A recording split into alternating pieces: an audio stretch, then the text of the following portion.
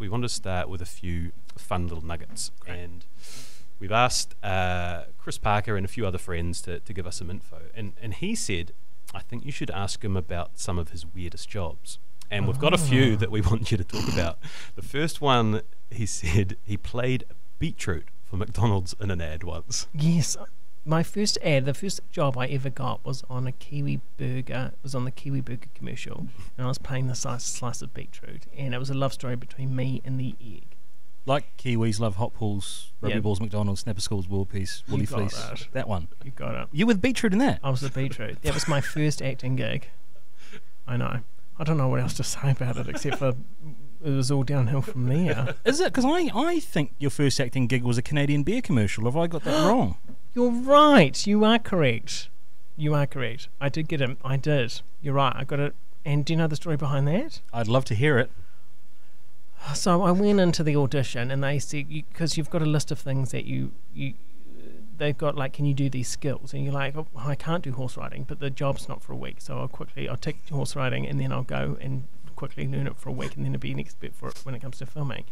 And that one was, can you pyramid ski? So, which is where there's like 3 people on the bottom, then 2 people on the shoulders, and 1 people on the top. And I ticked yes, I could. So I showed. So I did the audition of me pretending to ski, and then I came back, and then the producers were there from Canada, and they said, "Well, I loved your work and stuff." And it's like, so you can ski, and I was just like, you can pyramid ski, and I was like, yeah, I can. And I went home, I was like tossing and turning, I was like, I hate myself, this is terrible, what's going to happen? I can't, who's going to teach me how to pyramid ski? And we're filming in a week. So I rang up my agent and said, look, this is the situation. So she rang up the producers and said, I wasn't comfortable pyramid skiing. And they said, well, we still really liked him, so we're going to have him for this other role. And so this other role was just me being a pervert. I was looking through the keyhole, I was at a party looking through the keyhole at a beer glistening on, a beer glistening on the sink, but everyone thinks I'm staring at this girl like this. She was a Brazilian model that came over, and they thought I was perving at her, but I was really looking at the beer. I'm so focused on the beer that she opens the door handle hits me in the head, and I go flying back and into a beanbag, and the other party goes, and everyone laughs, and that's the kind of gag. But so when you go in and you fill out this form, you also fill out your measurements for the clothes that you can wear. Do you know that? No, God, no. I just, as someone who struggled with clothes measurements in the past, I just wonder where this is going. So I went probably 10 centimetres too small. I arrived. On which measurement? Well, my waist was the worst. Oh, no.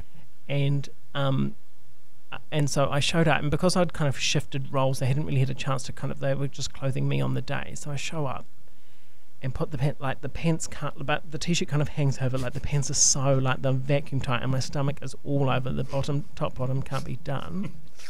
And I'm standing there. That's great. I'm standing there doing my bit, and he's like, walk over, and so he's like, the action is, you're dancing, you're like, oh, what's going on, what's shining through the keyhole, go over and have a look. And like my walk is so kind of launching, it's kind of like side to side, because I can't walk naturally because of the tightness of my pants. And then bending over was more like a squat, kind of like, because you meant to bend over and look through, because I couldn't bend over because my pants were so tight. And he's like, no, what are you doing? So you walk over, and he showed me how to he's like, this is exactly how you do it. This is after the 3rd take. Walked over. I was like, okay, I'm just going to do it. So I walk over, and I bend over, and I can feel the material giving way. Oh, shit. And then then we go to the stunt where she opens the door. I go flying backwards, and of course what should happen is my pants tear as I fall back and do my stunt. My pants tear around my inner thigh just to expose the flesh. Yeah. So that's my first acting gig. I've had plenty of pants go in that vicinity in the past. So Sorry to bring that's a hell of a gig. It's a hell of a start. But also just embarrassment and just keeping it going. And anyway, the ad aired in Canada. Yeah. Molson Dry. Did they get it in that one take?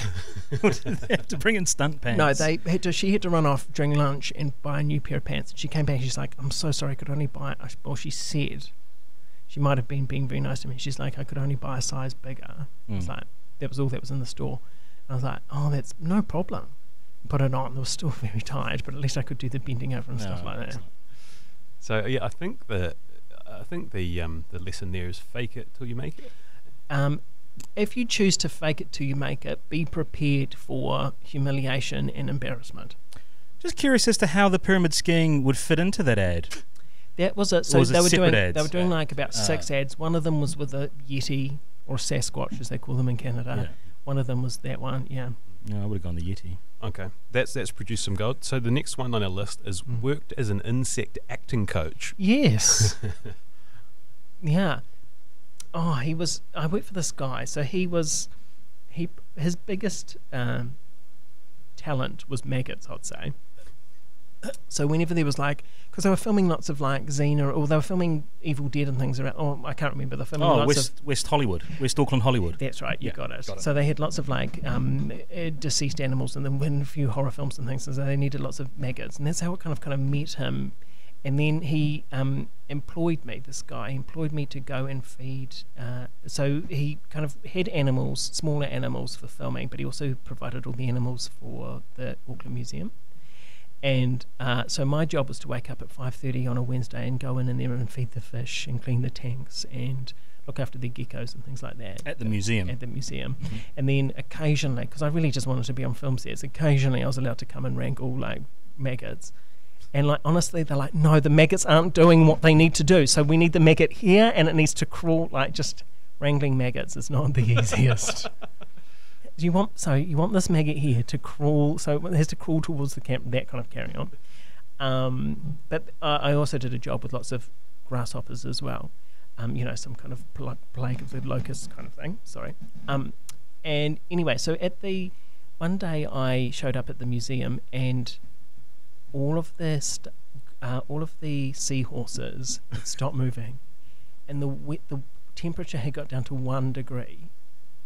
So there'd been some malfunction in their tank, and they were all suspended animation. I was like, what are they all going to be panicking, thinking it was my fault, of course. I rang up my boss at like 5:30 in the morning, and he raced in.